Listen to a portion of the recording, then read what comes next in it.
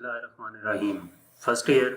आज हम Balochistan text book board Quetta के चैप्टर 7 ऑसिलेशंस के शॉर्ट क्वेश्चन सॉल्व करेंगे।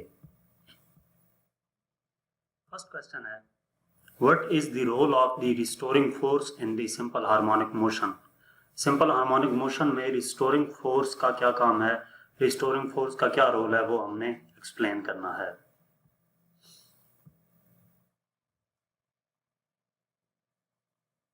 तो इसका आंसर क्या है?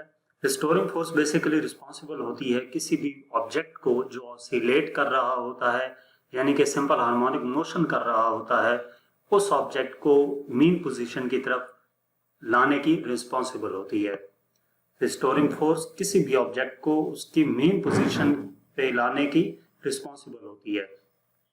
अगर हम रिस्टोरिंग फोर्स के फार्मूले को देखें तो F इक्वल होता है -kx के। यहाँ पर माइनस साइन किस वजह से है कि जो रिस्टोरिंग फोर्स है वो डायरेक्टली प्रोपोर्शनल तो होती है डिस्प्लेसमेंट के, लेकिन डायरेक्शन अपोजिट होने की वजह से माइनस साइन आया है साथ। Note that the restoring force is proportional to deformation x। जो रिस्टोरिंग फोर्स है वो डिस्प्लेसमेंट x के डायरेक्टली प्रोपोर्शनल होती है। नेगेटिव साइन ये शो करता है कि डिस्प्लेसमेंट और फोर्स दोनों अपोजिट डायरेक्शन में होते हैं। इसके बाद नेक्स्ट क्वेश्चन है, what are the two main conditions that must be met to produce simple harmonic motion। दो मेन कंडीशंस क्या हैं कि जिनकी मदद से सिंपल हार्मोनिक मोशन प्रोड्यूस की जा सकती है। दो मेन कंडीशंस जिनकी वजह से सिंपल हार्मोनिक मोशन होती है, उसमें सबसे पहली क्या है कि एक्सेलरेशन हमेशा मीन पोजीशन की तरफ होगा। Acceleration is always directed towards mean position, यानी कि एक्सेलरेशन की जो डायरेक्शन है वो हमेशा किस तरफ रहेगी, मीन पोजीशन की तरफ रहेगी। और दूसरा पॉइंट क्या है, दूसरी कंडीशन क्या है, acceleration of a vibrating body is directly proportional to the displacement from the mean position. के जो एक्सेलरेशन है वो डायरेक्टली प्रोपोर्शनल होगा डिस्प्लेसमेंट के। और कौन सा डिस्प्लेसमेंट? वो डिस्प्लेसमेंट जो मीन पोजीशन से होगा। जो भी ऑब्जेक्ट सिंपल हार्मोनिक मोशन कर रहा होगा तो उसकी मेन पोजीशन से जो उसका डिस्प्लेसमेंट होगा वो डायरेक्टली प्रोपोर्शनल होगा उस एक्सेलरेशन के। इसके बाद क्वेश्चन नंबर 3 है, what is the relation of circular motion of body with simple harmonic motion. Relation क्या है सर्कुलर मोशन ऑफ बॉडी का सिंपल हार्मोनिक मोशन के साथ, यानी कि एक ऑब्जेक्ट सर्कल में मूव कर रहा है और एक ऑब्जेक्ट सिंपल हार्मोनिक मोशन कर रहा है, तो इन दोनों के दरमियान रिलेशन क्या है। अगर एक पार्टिकल मूव करता है यूनिफॉर्म सर्कुलर मोशन में तो उसका जो प्रोजेक्शन है हम उसको कह सकते हैं कि वो सिंपल हार्मोनिक मोशन कर रहा है। एक पार्टिकल मूव करता है यूनिफॉर्म सर्कुलर मोशन में तो उसका जो प्रोजेक्शन है, अगर हम उस प्रोजेक्शन का मुशाहिदा करें, ऑब्जर्व करें, तो हमें मालूम होगा कि वो सिंपल हार्मोनिक मोशन कर रहा है, यानी कि वो एक फिक्स मीन पोजीशन के cross to and fro motion कर रहा है। Where the axis of oscillation is the diameter of the circle, or in other words, simple harmonic motion is the projection of uniform circular motion along the diameter of the circle on which the circular motion is taking place। इसके कहने का मतलब ये है कि ये हमारे पास suppose जो आपको वाटर मार्क में ये सर्कल नजर आ रहा है, हम आउटर सर्कल को कंसिडर करते हैं, तो इस सर्कल पे अगर एक पार्टिकल मूव कर रहा है और यहाँ से हम ऊपर एक लाइट लगा दें तो इस पार्टिकल की मूव करने की मोशन का जो शेडो है वो अगर हम यहाँ पर ऑब्जर्व करेंगे तो वो हम ये देखेंगे कि वो पार्टिकल ऐसे यूं मूव कर रहा है अपनी मेन पोजीशन के अक्रॉस।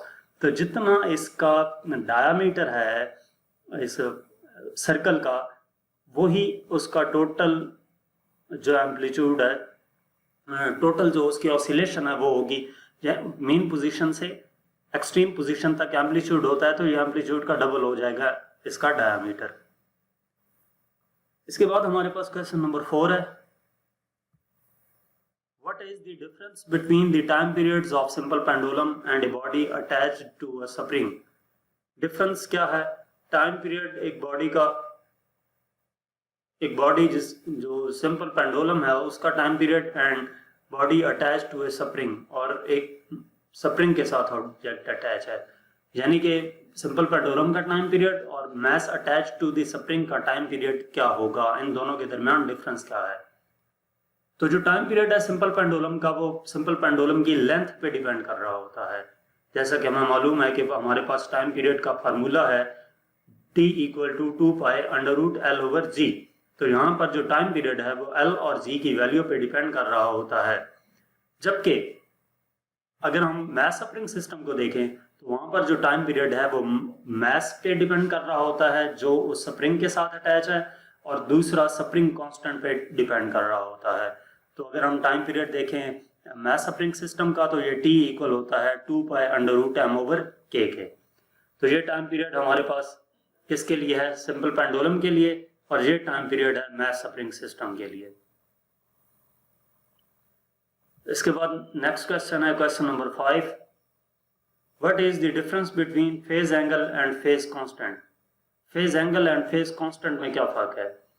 फेज एंगल हमें बताता है पोजीशन और डायरेक्शन किसी भी बॉडी की at any time, while phase constant represents the initial position of the body and it remains constant during motion of the body.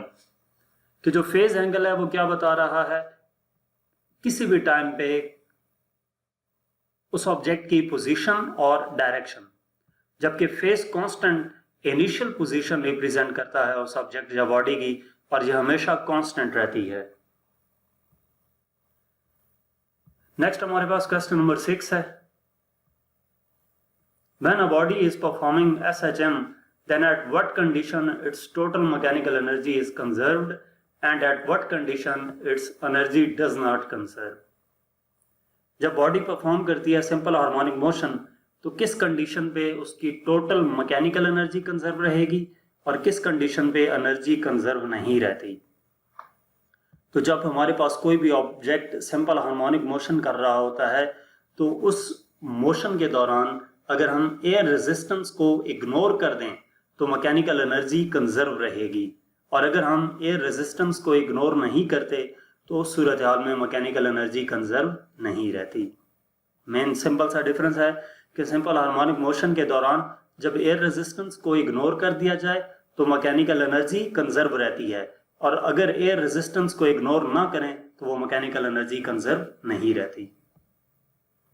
इसके बाद नेक्स्ट क्वेश्चन है question number 7, show that in SHM the acceleration is 0 when the velocity is maximum and the velocity is 0 when the acceleration is maximum. ये show करना है कि simple harmonic motion में अगर acceleration 0 है तो वेलोसिटी मैक्सिमम होती है, और जिस पॉइंट पे वेलोसिटी 0 है वहां पर एक्सेलरेशन मैक्सिमम होता है। तो सिंपल हार्मोनिक मोशन में हम पहले सपोज करते हैं कि जब मीन पोजीशन है तो मीन पोजीशन पे x इक्वल टू 0 होता है, डिस्प्लेसमेंट 0 है मीन पोजीशन पे, तो वेलोसिटी का जो फार्मूला है v equal to omega under root x naught square minus x square, इसमें x की जगह पर 0 पुट कर देंगे तो v इक्वल हो जाएगा omega under root x naught square minus 0, यानी कि v equal to omega under root x naught square, तो ये स्क्वायर अंडर रूट से कैंसिल हो जाएगा, v इक्वल आ जाएगा ओमेगा एक्स नॉट के। जहां पर वेलोसिटी मैक्सिमम आ गई। अब एक्सेलरेशन का जो फार्मूला है a equal to omega square x, जहां पर 0 पुट किया तो a इक्वल हो जाता है ओमेगा स्क्वायर इंटू 0, यानी कि a इक्वल टू 0। तो वेलोसिटी मैक्सिमम और एक्सेलरेशन 0 आ गया मेन पोजीशन पे। अब एक्सट्रीम पोजीशन पे अगर हम देखते हैं तो वहां पर x इक्वल होता है x नॉट के, यानी कि मैक्सिमम डिस्प्लेसमेंट। तो वेलोसिटी का जो फार्मूला हमारे पास है v equal to omega under root x naught square minus x square, इसमें x की जगह पे x नॉट पुट करना है तो v equal to omega under root x naught square minus x naught square, ये 0 हो जाएगा तो वेलोसिटी हमारे पास 0 हो जाएगी। और इसी तरह जब हम एक्सेलरेशन के फार्मूले में x की जगह पे x नॉट पुट करते हैं तो a इक्वल आ जाता है ओमेगा स्क्वायर एक्स नॉट के। तो हमने ये देखा कि मीन पोजीशन पे वेलोसिटी मैक्सिमम एक्सेलरेशन 0 और एक्सट्रीम पोजीशन पे वेलोसिटी 0 तो एक्सेलरेशन मैक्सिमम है। इसका मतलब क्या हुआ कि जब वेलोसिटी किसी भी बॉडी की मैक्सिमम होगी सिंपल हार्मोनिक मोशन के दौरान तो एक्सेलरेशन 0 होगा, और जब वेलोसिटी 0 होगी तो एक्सेलरेशन मैक्सिमम होगा। नेक्स्ट हमारे पास क्वेश्चन नंबर 8 है। In the simple harmonic motion of a mass attached to a spring the velocity of the mass is equal to 0 when the acceleration has its maximum value. How is this possible? कि simple harmonic motion में mass attach है एक spring के साथ और जो velocity है मास की वो इक्वल टू 0 है, जबकि एक्सेलरेशन की वैल्यू मैक्सिमम है। ऐसा कैसे पॉसिबल है? इसकी रीजन हम पिछले क्वेश्चन में भी देख चुके हैं, जो डेरिवेशन की थी वो भी आप यहाँ पर कर सकते हैं। दूसरा पार्ट क्या पूछा गया है, can you think of other examples in which a body has zero velocity with a non zero acceleration. और एग्जांपल भी कोई बतानी है जिसमें कि बॉडी जो है उसकी वेलोसिटी 0 हो लेकिन उसका एक्सेलरेशन 0 ना हो। तो हम इसका आंसर देखते हैं। सिंपल हार्मोनिक मोशन में जो एक्सेलरेशन होता है बॉडी का वो डायरेक्टली प्रोपोर्शनल होता है डिस्प्लेसमेंट पे, और वो वेलोसिटी पे डिपेंड नहीं कर रहा होता। सिंपल हार्मोनिक मोशन में जो एक्सेलरेशन है वो डायरेक्टली प्रोपोर्शनल होता है डिस्प्लेसमेंट के, और वो वेलोसिटी पे डिपेंड नहीं कर रहा होता। तो इसका मतलब ये है कि ऐसा पॉसिबल है कि जहां पर वेलोसिटी 0 हो तो एक्सेलरेशन मैक्सिमम हो। और ये हमने देखा भी था कि जब हमारे पास एक्सट्रीम पोजीशन थी तो वहां पर वेलोसिटी 0 थी और एक्सेलरेशन मैक्सिमम था। इसी तरह a body can be with 0 velocity and non zero acceleration. अब ये जो सेकंड पार्ट है इसका आंसर बता रहे हैं कि बॉडी की वेलोसिटी 0 हो सकती है और एक्सेलरेशन नॉन जीरो हो।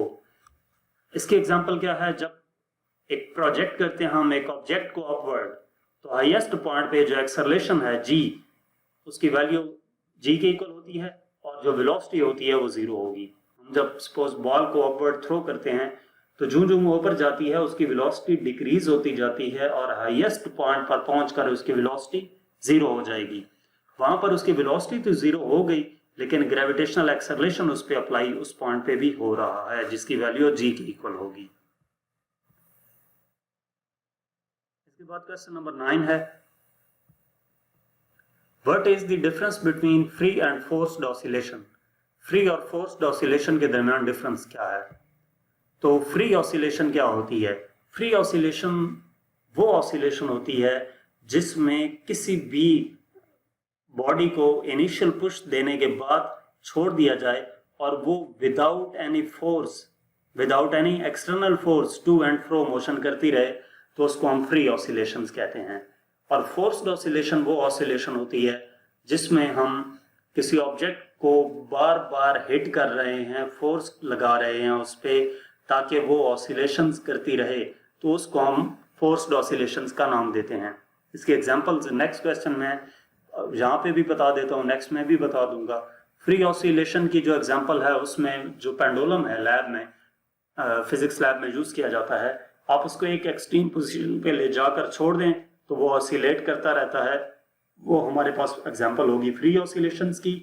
और जो फोर्स्ड ऑसिलेशन है, कोई भी बच्चा जब स्विंग पे बैठ के झूला लेता है तो वो बार बार पाँव नीचे लगाकर फोर्स लगाता है, या कोई अगर छोटा बच्चा है तो पीछे से खड़े होके कोई बार बार उसको फोर्स लगा रहा होता है ताकि वो स्विंग जो है वो ऑसिलेट करता रहे। तो ये दो एग्जांपल्स थी फ्री एंड फोर्स्ड ऑसिलेशंस की।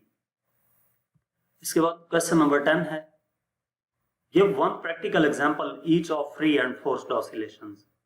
फ्री एंड फोर्स्ड ऑसिलेशन की एग्जांपल्स देनी है। तो सिंपल हार्मोनिक मोशन जो है सिंपल पेंडुलम की, वो हमारे पास फ्री ऑसिलेशंस की एग्जांपल है। यानी कि हम बॉब को एक बार फिक्स पॉइंट तक ले जाकर छोड़ देते हैं तो वो ऑसिलेट करता रहता है अपनी मेन पोजीशन के अक्रॉस। उसकी जो ऑसिलेशंस हैं उनको फ्री ऑसिलेशंस का नाम देते हैं। और दूसरा हमारे पास फोर्स्ड ऑसिलेशन है। फोर्स्ड ऑसिलेशन की एग्जांपल जो है वो हमारे पास चाइल्ड की है। चाइल्ड यूज करता है अपने फीट को मूव करने के लिए स्विंग के साथ।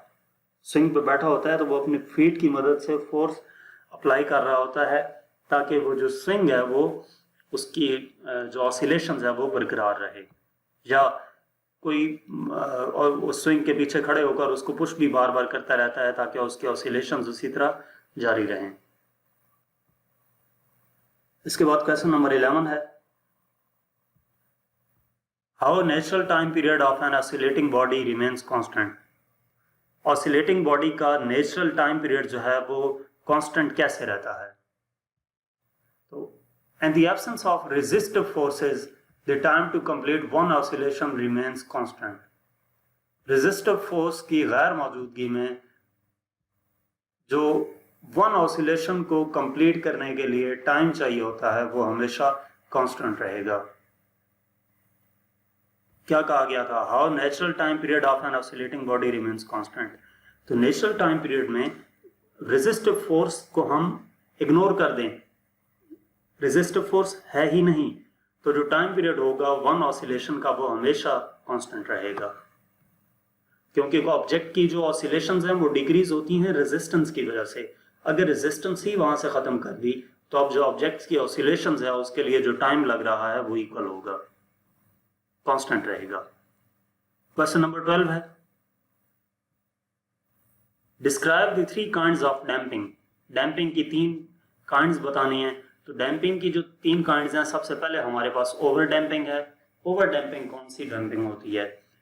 अगर डैम्पिंग फोर्स ग्रेटर हो जाए रिस्टोरिंग फोर्स से, डैम्पिंग फोर्स ग्रेटर हो गई रिस्टोरिंग फोर्स से, रिस्टोरिंग फोर्स ऑब्जेक्ट को मीन पोजीशन की तरफ लेकर आती है, तो यहां पर डैम्पिंग फोर्स, वो फोर्स जो ऑसिलेशंस को रोक रही है, वो रिस्टोरिंग फोर्स से ज्यादा हो जाए तो body comes to rest without oscillating. तो बॉडी क्या हो जाएगा? रेस्ट पे आ जाएगा ऑसिलेट किए बगैर, क्योंकि जो ऑसिलेशंस को रोक रही है फोर्स, डैम्पिंग फोर्स, वो ग्रेटर है उस फोर्स से जो उसको मेन पोजीशन की तरफ लेकर जाती है, यानी कि उसकी ऑसिलेशंस का सबब बन रही है। तो इसको हम ओवर डैम्पिंग कहते हैं। दूसरा क्रिटिकल डैम्पिंग है, जब जो हमारे पास रिस्टोरिंग फोर्स है वो डैम्पिंग फोर्स के इक्वल आ जाए, तो हम ये कहते हैं कि body comes to rest as soon as possible without any oscillation. तो इस केस में भी जो बॉडी है वो रेस्ट में आ जाएगी जितना जल्दी उसके लिए मुमकिन हुआ, और यहाँ पर भी कोई ऑसिलेशन नहीं हो सकेगी, क्योंकि डैम्पिंग फोर्स और रिस्टोरिंग फोर्स दोनों इक्वल हो चुके हैं। डैम्पिंग फोर्स उसकी मोशन को रोकने की ट्राई करेगी और रिस्टोरिंग फोर्स उसकी मोशन को कंटिन्यू करने की ट्राई करती है, यानी कि मेन पोजीशन की तरफ लेकर आती है। तो जो ही वो मेन पोजीशन पे आएगा डैम्पिंग फोर्स की वजह से रुक जाएगा।